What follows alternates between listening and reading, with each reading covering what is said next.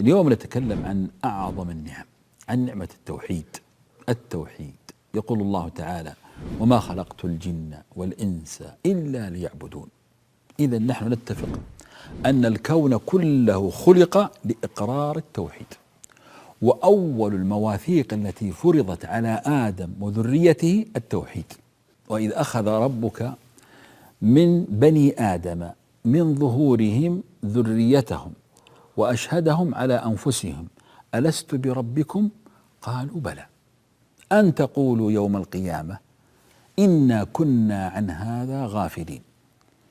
بل يوم القيامة يا إخواني أشد التنكيل هو ذلك الحوار. شوفوا هذا الحوار عجيب سبحان الله العظيم، يدور بين الله سبحانه وتعالى وبين أحد أهل النار. وهذا الحديث في البخاري من حديث أنس بن مالك رضي الله عنه أن الله تعالى يقول لأهون أهل النار عذابا، أهونهم.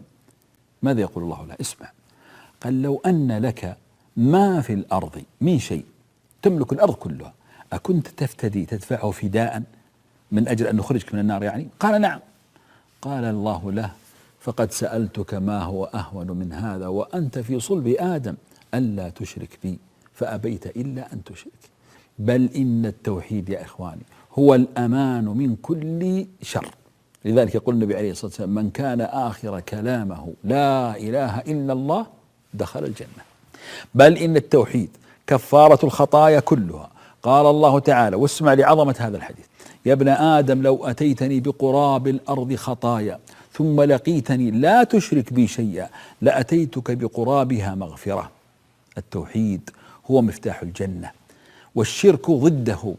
ولذلك يقول الله عز وجل: إنه من يشرك بالله فقد حرم الله عليه الجنة ومأواه النار وما للظالمين من أنصار. التوحيد هو الذي لا مجاملة فيه، انتبهوا، حتى مع الأنبياء. ولذلك خاطب الله رسولنا صلى الله عليه وسلم وقال له: ولقد أوحي إليك وإلى الذين من قبلك لئن أشركت ليحبطن عملك ولتكونن من الخاسرين. الشرك الذي مات عليه صاحبه إن الله لا يغفر أن يشرك به ويغفر ما دون ذلك لمن يشاء. والنوع الثاني من الذنوب التي لا تغفر يوم القيامة حقوق الناس. احفظوا توحيدكم، احفظوا واربطوا حبالكم بربكم وأبشروا بالخير من الله عز وجل. فانظر وتفكر أنعم غيث فيك هما تستوجب شكرا فتذكر روحا قلبا عقلا.